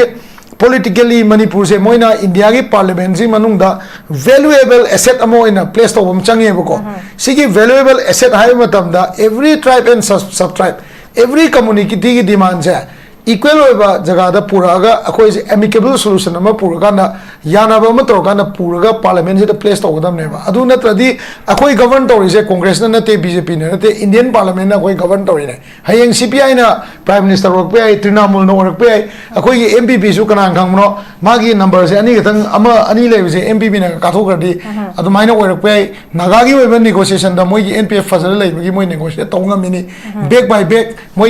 ki la lo negotiate political negotiation ga ani do mapa chana raktaranga mine ba akoi gisina lalobana angle amani se sona angle amani ranjini to una india ki politics ta rahul gandhi ga modi ji ki kano pa makhut pa ga chat lere akoi yoiba lamgi oiba wahidi kana ngangi akoi amani swai da le hori bajina ngangi swai da sumain sum leita ga di akoi ki pami ba pot di phangba da kra wara ne ba aduna loisala koda matam sule amro aina haijani je kaino hai ganda political sacrifice ama अखोई फमजे करम गान थादोकनी कमाइना मुंगनगनी हंदकी दो ताई को मयामना सुम हाइना रही अखोई की honourable Kharna हाय आधा मीटिंग फम गाना गा को नोय हंदक सरकार सेमंद तारी नोय बीजेपी जे तोसु तोके काइना हाय को अदगी हिंदी गा को मतमदा ए अखोई हिंदी गांदे इंग्लिश गाओ गाय मोय ख तौनै हाय को हंदकी दो को अदुगुंबा मफम चाना मफम मतम चाना political power to sin aba ai maning da leiba public to gi power to sin aba ko ai yum da phamaga ai public na masing yamba meeting da wanga ga mi hulaga kuba kubai tabak se kar lepi ra kanda akoi gi manung da reconcile to ba political reconciliation am change da ka oiba political reconciliation je to ganda every community se yenga to gadam ne ba Rahul Gandhi ga prime minister Modi ga moi ani gi marak ta na traga Sonia Gandhi ga moi ani gi phiran du gi comparison na te ba koi ni yeng doi se akoi ni yeng doi se every community se equal comparison na to kan uplift to ya ba politician kana no ba du wangangi se adu wa du kanam te leite ba ko sida osi uji ko leite every party ni mu yaw de ko aduna adu gi poto to biro na adu main thamjage okay oza thank you so much yam phazana thambi oza chantana oza aroi matam se khatangi kano tore ten takna ai panelist khum da oza min ani gum da ten thambi na lakjage oza rabida oza oza gi kano su any clarification to thambiro closing remark edu question am tang pukhachaning bacha akoi veteran politician su thambi ki bida ngasi ki maru ina ma ki statement da su akoi na na betan da longjaban da akoi gi sida mathau se ningthina tawraktabadagi haitare Indian Constitution ki provision makha da leiriba chalaina bi state ki piriba thaudang se phajana lawdabadagi prime minister lakpa ma la hangadabani haibigi pot amuk su vocal amka oirakpa aduna masi ada thong sidai da phajana akoina solu kano solution badu ngamjam dan adoina punna thilo rasi adu su punna ada yonganda ba thinmin rasi hai matam da su punna chatmin rasi opposition ki side su punna tawmin rasi hai matam da su yaraktaba adugi pot amka su lei hai bai post palle duna oja laksaning bse akoi gi crisis management sida effective oina ba effective crisis management sida inclusive of leadership se swai matang ba su thambira moja hauji bakhom du pidring da ai koi panelist singe martagi oja tomcha gi du tangai fan nai clarification pi da ya da bagini oja tomcha ko koina congress anti congress oin log de bjp spokesperson oin log de just lawyer ama legal fraternity gi senior member amoina ai koi kai khumna jai aina haijabadudi khoigi court ki even high court ki chief justice su manipur ki mapandai oi haibani maduna high court ki chief justice na natragana court ki judge amana akhoi ki manipur ki sra khud thinjali haibai wafam nate aduga manipur da paliba manipur ki government da hojik laiba governor oiro chief secretary oiro dgp oiro masidi center ki agent nate na haibado center na khalaga thamakpani haibsi chana याफम थोइसिनी इसाना यागे याव यारोय तो अखोय गो इनदी खंगी Congress ओइनदी centre ना हजु पालिबा BJP government असिना DGP ओरो chief secretary ओरो governor ओरो मखोयना खलकपने सिदी अदुम अखोय लो खंबा मी अम ओइना सुगामगनी governor सि पालिबा सेंटर द पालिबा गवर्नमेंट दुगी मोयगी पॉलिटिकल पार्टी गवर्नमेंट अदुना मोय खुचाबी गवर्नर खनबनी स्टेट अखोयना खनजबा नते सिमसु अदुगा साइगी यामना नुंगाइतबमना 1992 की मतमदा थोखरिबा कांगलुप अनि की इरांगदो अदुगी मतुंगदगी मणिपुर सरकारना मतमदी सरकारना कांगलुप अमगी खुलाई पाइबा सेमगत खिबनी हाइबदुमदी मदु खितंग फजदबरा खली मदी वाफम स्टेटमेंट दुमदी आई विड्रॉ तो हंजनिंगी नत्रगना सबसाना मदुगी स्टैंड दु लई हाइबा तारगना मतमदा पालजी पॉलिटिकल पार्टी मरी मंगाना पुंजलगा पालि सरकार ने मदुगी पार्टी दुगी मथक्ता अदोमना एलिगेशन दो नखोई की पार्टी ना नत्र मणिपुर गवर्नमेंट मतमदुई गवर्नमेंट अदुना पार्टिकुलर कम्युनिटी दुगी खुलाई पाबे सेमगत खिबने हाइबदो विथ प्रूफ एंड एविडेंस मदु पुथोगा मदु नैनबा सुंगरे खली न तब तारगदी अखोई की मणिपुर सरकार सि मरुइना अखोई की मसिंग यामबदी एमएलए सिंग अखोई की वैली की एमएलए सिंग मसिंग याममनी अदुगा चीफ मिनिस्टर सु वैली की मिसिंग ओइरिबनी मतमदुदा अदो मणिपुर की प्रजा सिंग मतमदुगी पॉलिटिकल लीडर सिंगबु अमुबा काली तैबा अदुम बम ओइगद्रा सिनी अदुगा अमना पॉपुलेशन दा माइनॉरिटी मणिपुर की ताई हाइबदो चोमना तादि हाइबदो आइना प्रूफ तौजरीदी ताई अब इंडिया की पॉपुलेशन से अखोई की 2011 की सेंसस मणिपुर की पॉपुलेशन ओनली लाख कुनिपान समथिंग दने हौजिक सही तरागा मरी ओहमदोइगुंबा हेंगलकपसरा लाख कुंठा मयंगा पानरिएबा सिगी अदुगा इंडिया की अपुनबा पॉपुलेशन से 146 करोड़ 0.39 करोड़ नेबा मसिगी परसेंटेज येंगुबा मतमदा मणिपुर से ओनली 0.24 खकी मफम कली मणिपुर की पॉपुलेशन से मसिंग यामजदी अदुबो मणिपुर ने पीरिब इंडिया द पीब कंट्रीब्यूशन वर्ल्ड द पीब कंट्रीब्यूशन टू दी याम चावी हाइजबनीदा मणिपुर पॉपुलेशन मसिंग याम द बाई कोइ जे मुटखि नंगाई होनबा तंगाई फदे मसिंग यामिना साउथोकचंगाई लेति हाबने अदुगा लोइसलकपदा कोइ एंकर न हंगबीरिबो पोचे एंकर न हंगबीबो पोचे अखोई कांग्रेस ना होबा याबा कांग्रेस की एमपी सिंना हाइबा याबा लावबा याबा पार्लियामेंट सु लावरे पार्लियामेंट की सेशन लेतना मिफम लेतना अखोई मथंग खक्तना एमपी न सलगा हाइबसु यादे अदुगा पार्लियामेंट दा अखोई की कांग्रेस की अमदी लाइक माइंडेड कांग्रेस की टीम सिंग पार्लियामेंट लावबदगी नो कॉन्फिडेंस मोशन बाबा थांगत खिबदानी प्राइम मिनिस्टर मरुन थोखिबनो मागी मथक्ता प्राइम मिनिस्टर नरेंद्र मोदी की मथक्ता नो कॉन्फिडेंस मोशन तांगत खिबदो कांग्रेस समदि लाइक माइंडेड पार्टी न नतब्रो ओपोजिशना अदु हौजिक शो निंगन नबिगनो पार्लियामेंट की सेशन लापना अखोई ऑनरेबल एमपी सिंह अखोई कांग्रेस समदि कांग्रेस सन्मिनब डोल सिंह लावगनी लांगी पोटी स्टेट की ओइना स्टेट की लाइबे एमएलए सिंह सिना तुमिन्ना नुम लेसलगा थानियोम मणिपुर की प्रजा ने इरांग खरा होगे तो पकानना दिल्ली सेलगा अखोई तानरी ने तौबिगनो कांग्रेस ना लुसिंगा हौजिकसु नखोई लुसिंबियो नत्रगा पुन्ना सन्मिना से प्राइम मिनिस्टर थोंगसे हौजिकु थिमिना से मणिपुर कन्मिना से बनी को सिकत ओके जा थैंक यू सो मच ओजा अरोय बेगि ओजा तोमचा लाक्से के ओजा क्लोजिंग रिमार्क ओना थंबियो ओजा सिसे कनोने हाइदु कंटेंट होय मतमदुगी कांग्रेस कनो गवर्नमेंट सेमी का हारमगदि मदु आइगे असोबो रंगने खोना हाइबदि मतमदुदा अदुमाइना तौरको मतमदुदा को फजना कंट्रोल तौदबगी मखोइसु खलाइ पाइबा हौरे ना हाइबनि हम समना हाबदा कुकी मिलिटेंट सिंग मा पांगन कंखलेबा मखोगी कनो हम तौखलेजे सुमाइना ग्रुप अमने हम कना थीना तौबिरकपको अदुदैदुदा फजना प्रोटेक्शन पीगिदबनिना मदुना मरम मोइद्र मखोगी सुम सेमगले हाइबनि मदुगी रेस्पोंसिबिलिटी दि गवर्नमेंट हाइबनि responsibility lies with the government mamdi kaino da oi sidi su haisidi government na tawdu bi na ma am thoga tawgi natro sam mane kaino matam du so du natro moi group ama thini group ama am thina so e government na protect tawdu ta di moi so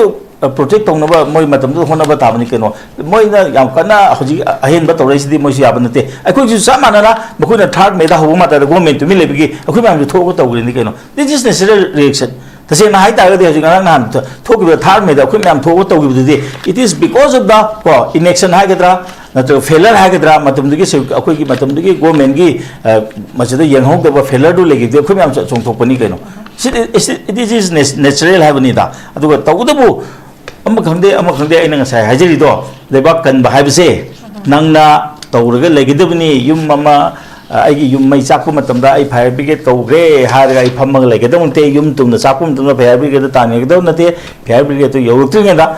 को yum कनबगी थबक्तुदे आइना तौगदबनि अदुगा मपुना कनानो मनाइना कनानो हाइबि हंद खंगदोरिनेबा ngसा आइना हाजरिदो अदुगा होजि बुदी को कांग्रेस ना बुदी BJP के MLA दा याम कना ताई को होय मोइना बुदी ताकु कैसु कादे मरमदि कैनो दा मोइने हाइना कुइना थबक पालकपनिना अदा अदमाय तौदना अखोइना अखोइगी एमपी दे कोइ तंगाय लेते मरमदि ही इज वेल क्वालिफाइड अद लेतेबो मतमदा कमाय तौगनी याम समना हाबदा अखोइना हेक तखोनिंगबुदी को 18 जून तौबो मतमदा 18 जून की चंगजलिबो कांगबुदुना तोन तोन एमपी सिंगसे उन्नरगा वारी सारुरे मरमदि कैनो दा लोइनमक से अखोइ अगेंस्ट लेरमे मोइना तौरि जम चुम बनुं तौरमे बदेदा मदो अखोइगी वाजि ताबिनगदम को different political party all political party सिगी लीडर सिंसे उनरगा अखोइगी मणिपुर दे लेरिबो फिबम से सिने हादना मनुंग दा अखोइ वारि साबा मयाम अम ले अखोइ कनो सिंगना को दुगी एक्टिविस्ट सिंगना अदुमाय तौदना होजिक सिदैसे को लाव लाव के दुगदिनो आदिगी ने तारकदरिसे हंगय पार्लियामेंट फम मतमदि स्टेट की ने बसाकदिसे अदु दादे एंगा हाइजबुदो नाजो तौनीदना स्वाइदा तौदि सुपुदि लेम नाद चलगा मादे आद सज मादे होजिची येमो केरला दा मा चीफ गेस्ट ओइना कौरेबनि असिद चलगा हाय आइना अखोइ मणिपुर जी सि लेरे हाइबसे सि अदुनि दा गाइदि अदुना मा दिदि अखोइना तांगाय लेते अदुबो मोय मसेदे तांगबुदि कैसु काइदे अदुबो तौदबो कनो लेबाक अम कन मतमना माना कनगदौने इंथोकसे सिदि तौहनजनिंग दे हाबनिदा okay thank you so much Shanta लाक्से ओजा रोय बेगि ना टेंटक ना थंबियो ओजा अखोइना हाइगदबो कइनो प्रजा ममांगदा सीएसओ ओनबिरकनो सीएसओ मथौदो अखोइ दुम तौजगे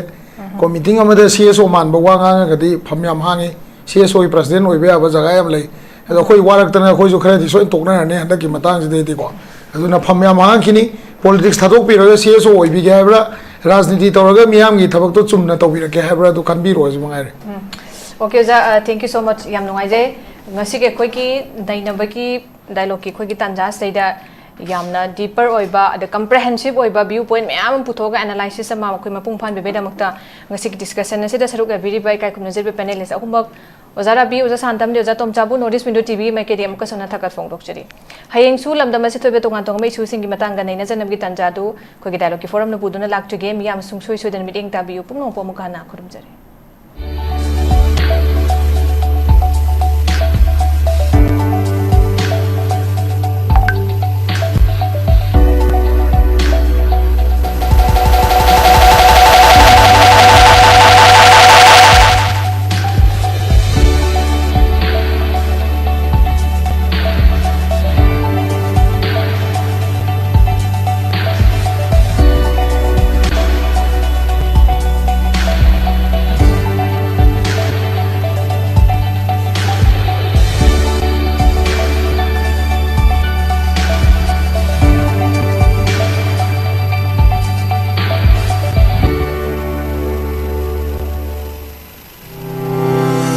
step into a world of endless possibilities with 18 dynamic faculties and 180 plus courses. Unlock your potential with industrial-ready training and placements. SGT University, empowering tomorrow's leaders.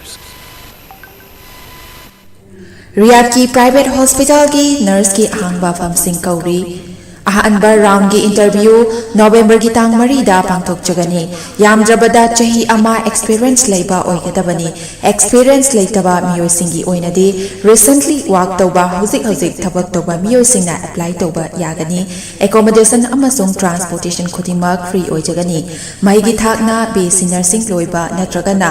post basic basic nursing JNM natragana diploma in nursing loiba oigadabani. Thagi oiba salary Lising Maudra Dagina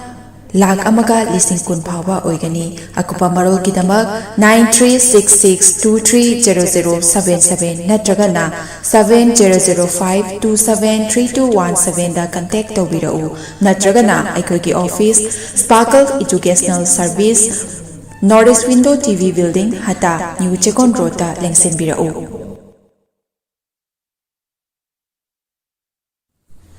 Nurse singidamak achoba opportunity ama buduna lakchari madudi hauzik Malaysia na Indian nurse singi oiba khudong chaba pinabagidamak midyeng changlakli VC nursing loiraba chahi ahumdagi tadana experience leiraba miyoi singna khudong chaba asi lobiho khudong chaba adudi Thagi oiva salary 1 lakh, overtime incentive, free accommodation, ticketing amasung long term visa asina chingba khudong chaba sing asi fangbigani. Akupa malo gidamak makada pisariba 7005273217 natraga 7005063196 da contact tobiro natraga aikhogi office Northeast Window TV building hata New Chekun Rota lengsenbirau.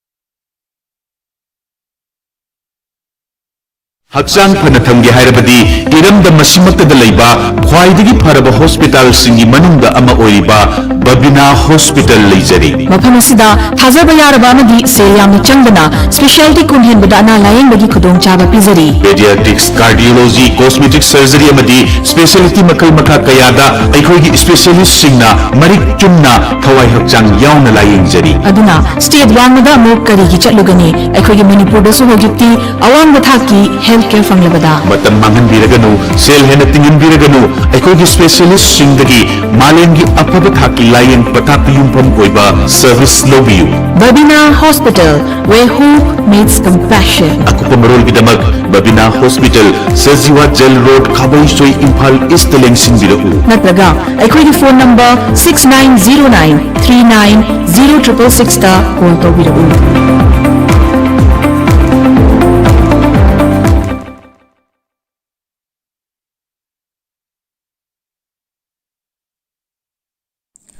Class 12 amasung graduate loiraba mahiro singi damakta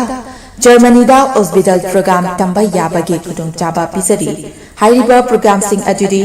ahanbada accountancy hairiba stream asida tamnabagi damakta commerce background leibaga loinana 60% fangba oigedabani anisubada hotel management hairiba stream asida tamnabagi damakta any stream da 50% fangba oigedabani ahumsubada electronic engineering hairiba stream asida tamnabagi damakta physics chemistry math background leibaga loinana 60% fangba oigedabani marisubada mechatronic engineering hairiba stream asida tamnabagi damakta physics chemistry math background leibaga loinana 60% fangba oigedabani mangasubada construction engineering hairiba stream asida tamnabagi damakta physics chemistry math background leibaga loinana 60% fangba oigedabani taruksubada automatic mechatronic engineering hairiba stream asida tamnabagi damakta physics chemistry math background leibaga loinana 60% fangba oigedabani tarechubada electrical engineering hairiba stream asida tamnabagi damakta physics chemistry math background leibaga loinana 60% fangba oigedabani nipan subada medical technician radiology assistant MTRA tamnabagi damakta any stream da 50% fangba oigedabani Mapan subada medical assistant amasung tara subada nursing hariba sing asi tamnabagi damakta 12 natraga graduate loiraba singna apply toba yagani loinana Hairiba program sing asi tamba mahiroi singna thagi oiva stipend listing hundra manga dagina 1 lakh phauba chahi ahum phangani loinana 100% job guarantee in Germany da oigani loinana 100% education loan to support tawjagani akupa marol gidamak 7005 063196 ta contact tawbiru